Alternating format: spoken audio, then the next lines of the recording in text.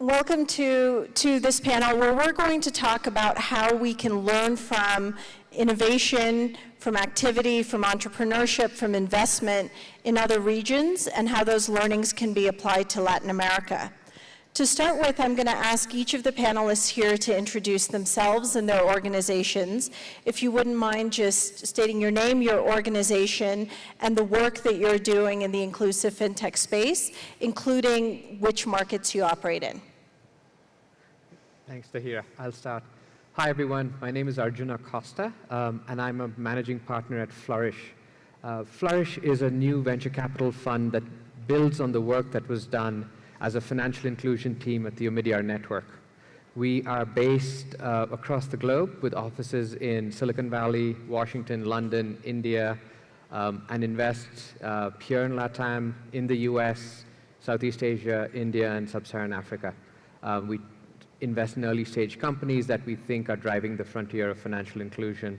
We also work with policymakers, influencers, thought leaders, and regulators to really create the enabling environment you need to drive that frontier of financial inclusion forward to engagement and actually the end result, which is financial health for all the households and small businesses across the globe. Hi, I'm Jonathan Whittle with Quona Capital. We're very similar, actually, to Flourish. We focus on fintech for financial inclusion across emerging markets. We invest in Sub-Saharan Africa, Latin America, and South and Southeast Asia, with a team that's also very distributed, team in Washington, D.C., soon Mexico, South Africa, Singapore, Bangalore. We leverage a strategic relationship with Accion, which was our sponsor and anchor investor in our first and second funds. So we have a strong relationship with Tahira and the team at Venture Lab. We typically invest at the Series A stage of companies. We partner with Venture Lab on earlier stage companies. Thank you. My name is Andrea Marcos. I'm a credit and risk manager at Tala, and I specifically manage the Philippines and Mexico portfolios. Tala is a financial technology company whose mission is to recreate the financial system to be more inclusive and to work for everyone. We started providing underwriting services in 2012, but in 2014, we decided to start directly lending to customers in Kenya through an Android app. And since then, we've expanded to Philippines, Mexico, and India. And we understand that credit is just the first step in building financially healthy lives. Good morning, everybody. My name is Ashim Banerjee. I'm the founder of ID Mission. And our mission, I guess, is in our name. We manage identity for the purposes of financial inclusion, account opening, and customer management, and so on. We work in many countries around the world, but today I'd like to talk about Myanmar. Many of you may remember it as Burma. We are also in Mexico a lot, and in Honduras. So those are kind of the focus points for today's discussion, but we operate around the world. Great, thank you, everyone. And I'm Tahira Dasani. I'm with Accion Venture Lab, and we invest very similarly to Flourish and Quona, but at the seed stage. So we try and be the first institutional capital into the companies what we invest in. And we invest in Latin America, Sub-Saharan Africa, South and Southeast Asia, as well as in the US.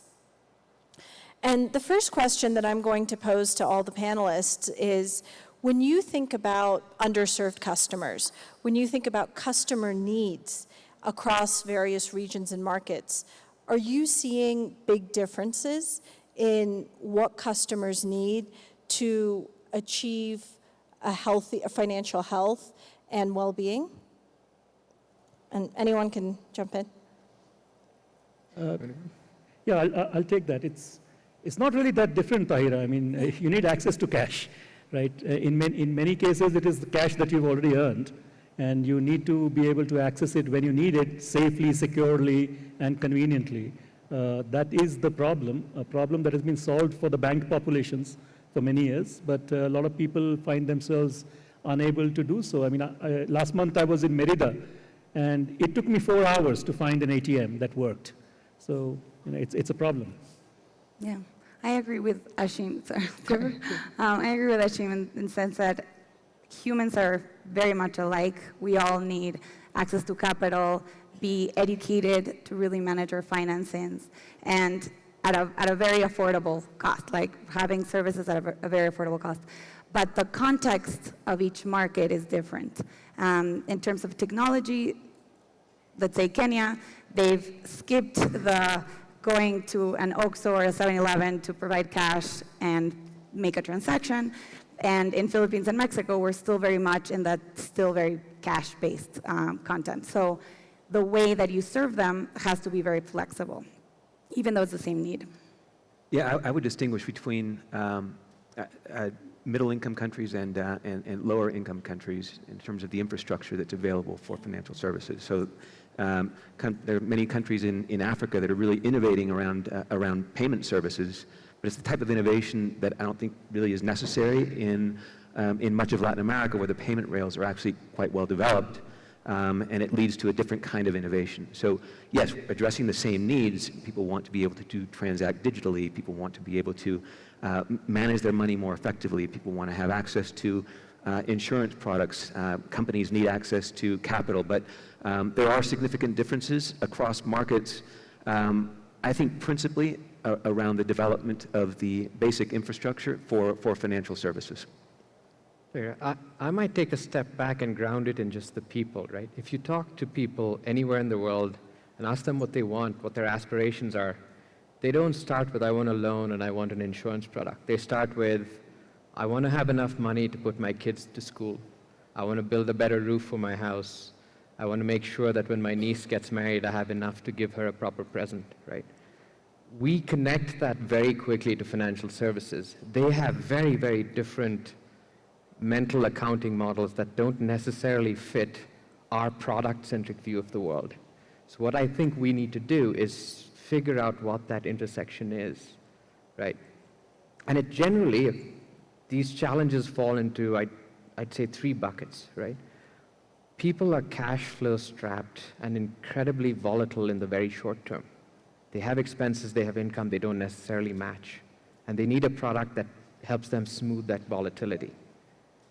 Then every household invariably gets hit by a one-time shock once, twice, thrice a year, right? It's not weekly, it's not daily, but it happens. So they need some pool of money, call it insurance, call it savings, that helps them withstand that shock.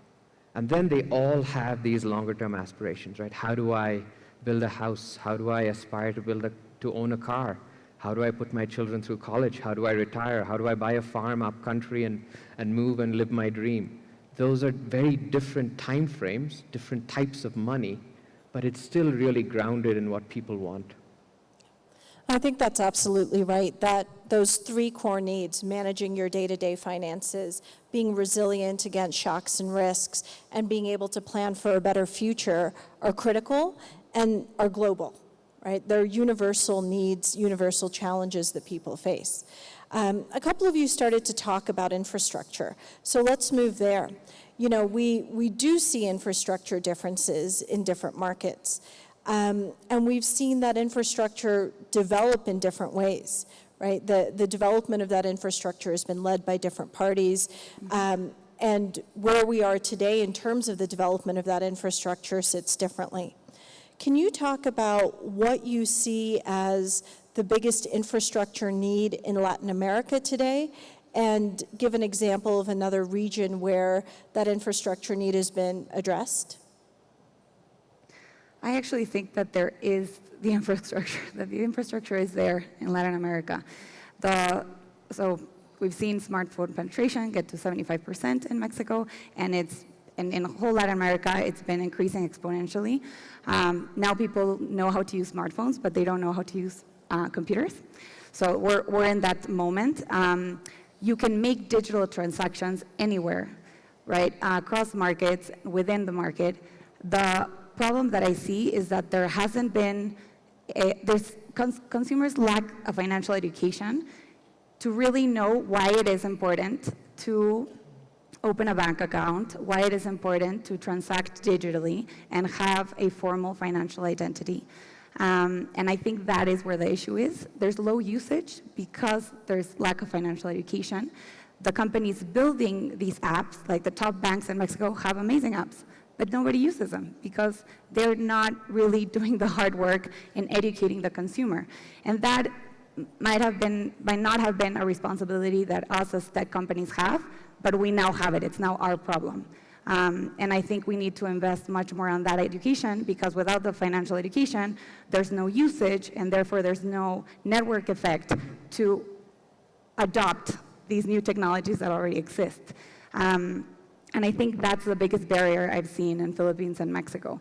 There wasn't that network effect that was available in Kenya, where Safaricom was the incumbent telecom, started M-Pesa, and everybody was just connected. They skipped that whole part. So I feel that we need to take on the responsibility of educating consumers on why it is important to have a financial identity and to use the products that are already there. So how you go to market can be very important. I would agree that in general that the infrastructure in Latin America is actually quite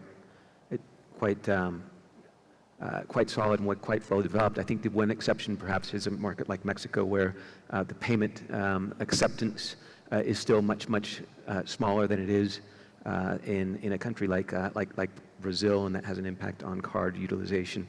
But I think there are companies that are addressing that right now, and that is changing rapidly. For me, the main challenge in Latin America is about access, right? So it's about democratization of access of services that are generally available. So you have actually, if you have a bank account in most countries in Latin America, it's actually a very good bank account. If you use internet banking, it's actually pretty good internet banking. If you have a credit card, the product is actually pretty good, and the app and the service that you're receiving from it is quite good. The problem is very few people have access to that, right? And if you're a small business and you need access to credit, it's simply not available. So for me, the key challenge in Latin America is not infrastructure related, it's about democratization of access of services. And on that point, Jonathan, do you agree with Andrea that it's more education that will drive access? Is it products more specifically targeted to the underserved segments? Is it a different kind of channel strategy and distribution strategy to reach them? What's going to address the access gap? So I think it's important to take a step back. I think we have some amazingly profitable, well-run, well-managed banks in Latin America. Some of the best banks in the world. Problem is, the banking sector is extraordinarily concentrated. You know, in Brazil, 5 banks control almost 90% of banking assets. So the problem has been one of excessive concentration and a lack of, the development of products and strategies oriented toward the clients that the existing banking system simply hasn't been able to or hasn't been willing to serve. So yes, for me it's about developing channels and developing products and leveraging technology in order to lower the costs of serving certain clients that the banks simply don't have the infrastructure to serve effectively today. And that's where, for me, this is such an exciting time, this intersection between technology and financial services. This is what FinTech is all about, is being able to iterate, develop products much more quickly, much more cost effectively, and explore channels that are able to, again, democratize access to financial services to segments that simply don't have access to them today. So, maybe I'll pick up on the product piece. Unless we meet clients where they're at, and we fit our products to meet their mental models of money, we're going to have, even if we get access, we'll have dormancy, right? And that's been the problem across all of the markets across the globe. So let me give you a quick example, right? If you walk into an average household on the periphery of Mexico City, they probably have 5 different boxes in different parts of their house. That's how they save. One is on the kitchen table, and it's where that's their checking account. And there are 4 different buckets. One is for a rainy day, one is for education and new school uniforms, one is for, a present, and one maybe for a holiday to go visit their family. We go to them and say, open a bank account. It's safe. The bank is 10 kilometers away. You've got to pay to get there on a bus. And then it's a single account, and it's open from 9 to 3, so when you need it in an emergency, it's not available. And we might charge you a fee when you take the money out. We've formalized it, we've de-risked it, but we've added a different sort of friction, and we've taken them away from how they think about money. So we've got to really think about all of this amazing technology that makes it possible to serve them with a highly customized product at a low cost in the right channel at the right moment. I think that's really critical. Ashim, you're focused on identity solutions, and we've talked about certain parts of infrastructure, payment rails, et cetera. Can you talk a little bit about why identity is such an important infrastructure element for financial inclusion? Yeah, I mean, one of the reasons I started ID Mission was because 8 years ago, I learned that there were 3.5 billion people who had no identity. Nothing, I mean, no paper, no nothing, right? So it's really easy to unload on the banks, and I was going to do that earlier on in the conversation, but it's probably not helpful. Banks have done the thing their own way, and they've been making money and all that, but their legacy actually prevents them from doing many of the things that the big tech companies are doing today, right? So identity as an infrastructure, the big example of it came up in India in 2007, 2008, when the government of India, pretty much on a whim, right? I mean, on the idea that this is something that's cool, decided to build a national biometric program, which today has 1.2 billion people on it, with all 10 fingers, a picture of their face, their name, etc. And I went to India in 2011, and when I was setting up ID Mission, and I thought, this is great, right? I mean, the infrastructure is there. Anybody can use it. Financial inclusion should be a given. The trouble was that most Indians then treated this card, it's called an Aadhaar card, as if it were another card in their pocket, right? Nobody created the infrastructure to be able to verify identity online, and the whole system was meant to be an online identity verification system. But that brings you to the next question. What about countries in which that infrastructure does not exist, which is, like 198 countries out of 200 or something, right? So the thing is that biometrics enable you to create your own identity infrastructure under the proviso that it doesn't matter whether this person is who they claim they are, but once they claim to be somebody, they can never claim to be anyone else, right? So it essentially allows you to self-identify yourself, and then you have to live with that identity going forward. And that's pretty much the approach that we've taken in many countries around the world, where, if you have government identity, great. If you don't, it doesn't matter. Just tell me who you think you are. And thereafter, you're going to be that person. We're never going to allow you to be someone else as well as that person. And that's the advantage of creating, the identity infrastructure is built on the rest of the technology infrastructure, right? The cloud is already there, the internet is already there. So it really allows you to do this in a very quick, nimble fashion. And I'm sure we'll talk about this later, but in the last 10 months, we've opened 3 million bank accounts in Myanmar alone. It's not insubstantial. Yeah. No, and I think that point of, there's what the government does and what the government can do in building infrastructure, but where the governments aren't doing that, where regulation isn't pushing that forward, there's really opportunities to leverage technology to do so. I actually want to come back, Arjuna, to the point you were making on product and ask you, Andrea, with Tala, as Tala's expanded internationally pretty significantly over the last few years, and you've gone from Kenya to a number of other markets. To what extent have you redesigned, reimagined the product as you've gone to different markets, or thought about distribution in different ways? What has stayed constant, and what elements of your product, your customer experience, et cetera, have shifted? Yeah, that's a great question. So our credit product itself is the same one across our markets. The terms are the same. Interest may be different because of the VAT tax and other taxes that we pay locally. So we just add that on top of our interest rate. And I think what is different is KYC process, so know your customer, because that does depend on what regulatory context we're in. For example, in Philippines, going back to the identity verification part, in Philippines, there are like 20 national IDs. There's not a single national ID that we can use to cross-verify the person with a government database. In Mexico, we do have that, which is great. So we do that. We have a national database. We cross-reference the national ID, the INE or IFE. And in Kenya, their phone number has become kind of an ID already, but they do have a national ID, and we cross-reference it with TransUnion. So KYC, there are legal aspects that we need to comply with, but we also have to be creative in how we validate identities, because we do have a problem of stolen identities all the time, right? And then in the other infrastructure part where I touched on briefly was that in Kenya, for example, everything is digital. There's not a lot of friction between cash and converting it from a digital way to cash and cash back to digital to pay us back. And in Philippines and Mexico, there is that problem. But what's interesting is that in Philippines, we cash out and cash in mostly through retail partners, right, through the 7-Elevens. And in Mexico, we can't cash out through OXXO. OXXO doesn't cash out now, as of now. So we only cash out to bank accounts. So 100% of our clients have access to a bank account right now. But most people pay us through OXXO.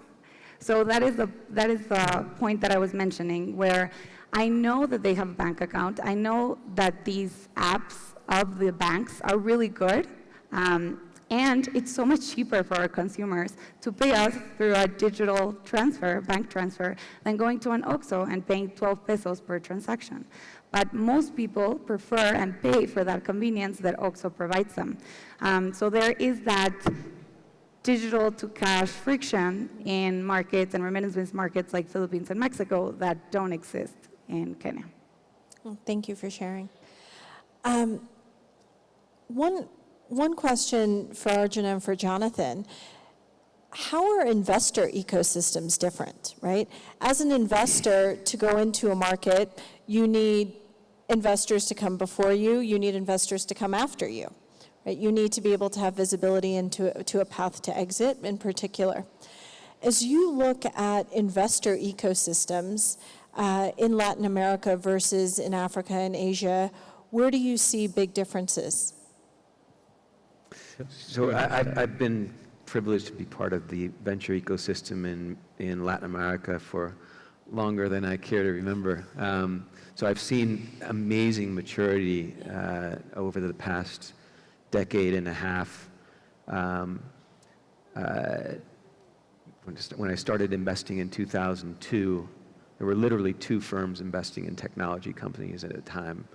There had been a wave in the late 90s of U.S. companies coming into the internet wave, and then they all left, and it was a very, very small ecosystem.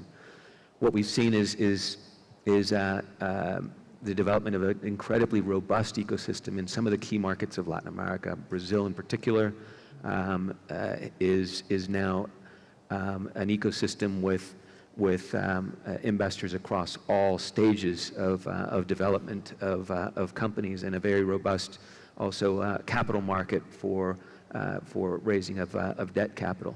I think Mexico is showing great strides, but is several years behind. And so we're seeing similar dynamics, I think, across all of our markets. It's a convergence, but some are farther behind. But I think in an increasingly global world where you have investors like Flourish, like ourselves, investors that are increasingly seeing that companies have been able to grow, scale in all different types of sectors of technology, we're seeing convergence of venture ecosystems. Obviously, there are some that are more mature than others, naturally. But what's remarkable for me, as we've been investing as Quona over the last 5 years, has been the rapid development of the local ecosystem, but the globalization of that ecosystem as well. As you have companies like Tala and others that have also been able to expand globally, you similarly have seen increasingly globalized flows of capital that are partnering with increasingly sophisticated local investors. And it's an ecosystem that doesn't, it's not being created ex nihilo country by country, but it's part of a global ecosystem of technology development, globalization of companies, globalization of capital, and a lot of the kinds of exchanges that firms like ours, which invest globally, are seeking to foment.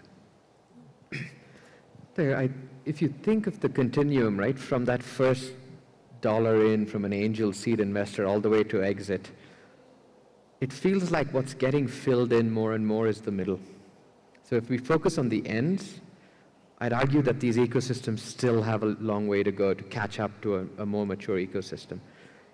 In a lot of the developing economies, we're still in the first round of successful tech entrepreneurs who tend to become the most active angel investors, right?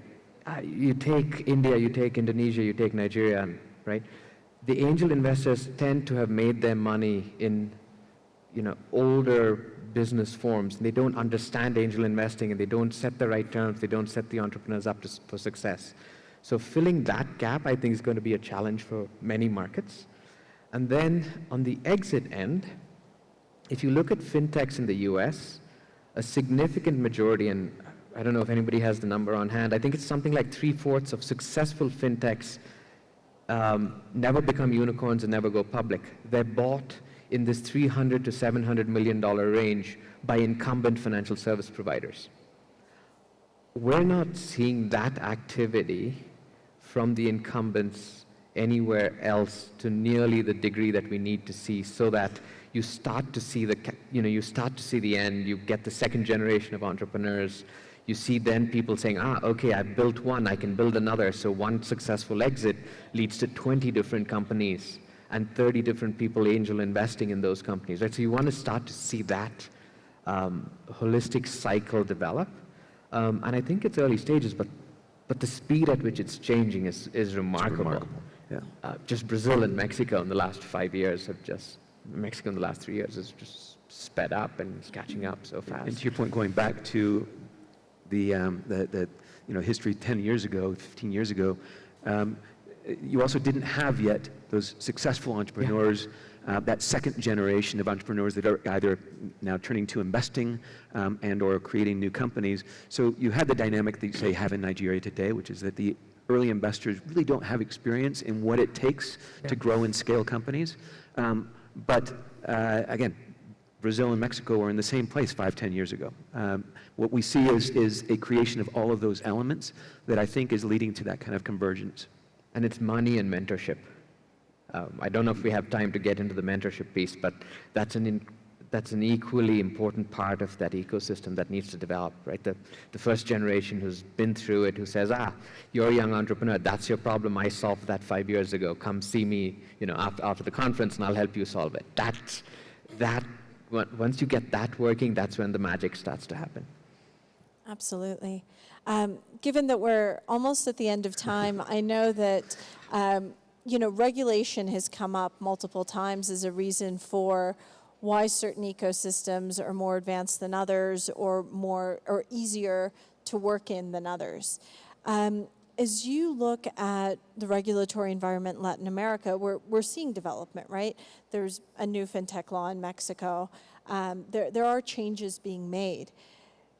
Where do you see the biggest opportunity for regulation in this region to create a more enabling environment, a more enabling ecosystem? So I'll give an example, right? I mean, we first came to Mexico in 2014, and at that time, there was no regulation at all. It was all paper-based. Everything was happening in ways that, there was regulation. It wasn't digital regulation. And then CONSAR, which is the regulator for the pension industry, decided that 1st January 2016, everything's got to be digital, everything's got to be biometric. And sure enough, the whole industry today is doing that. And now CNBV is doing the same thing so regulators can be a double-edged sword. I mean, they can stop you from doing a lot of things, but in many instances, they can actually give the kickstart that is required for digital transformation. And it's certainly happening here in Mexico. I suspect it's happening a lot in other Latin American countries as well. I think the challenge for a regulator, and I would not want to be in their shoes, is to is to create space for innovation while ensuring that there is some semblance of order and control. Getting that right is very difficult. I think some countries are doing a better job of it than others, in some spaces better than others.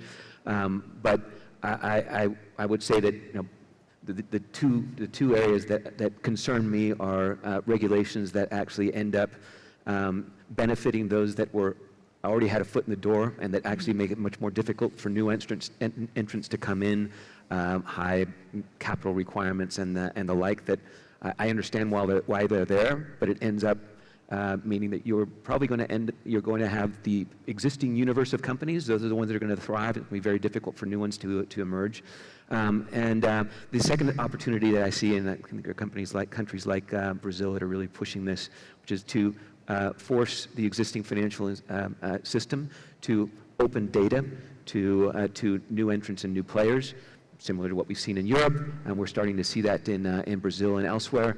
Again, where you have really sophisticated but dominating banks. I think having that data opened and be the property of the consumer can be quite transformative.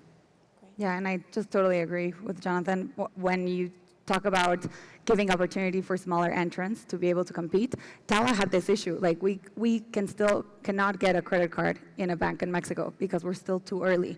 We're just turning 2 years in Mexico, and we don't have, like, as a company, financial transaction history in Mexico, and hence we could not open a credit card, a corporate credit card, which is hard to believe given that we have a corporate, a very healthy company, and any bank should want to have our service. But that is what happens. Great. We're out of time, so thank you, everyone. And thank you.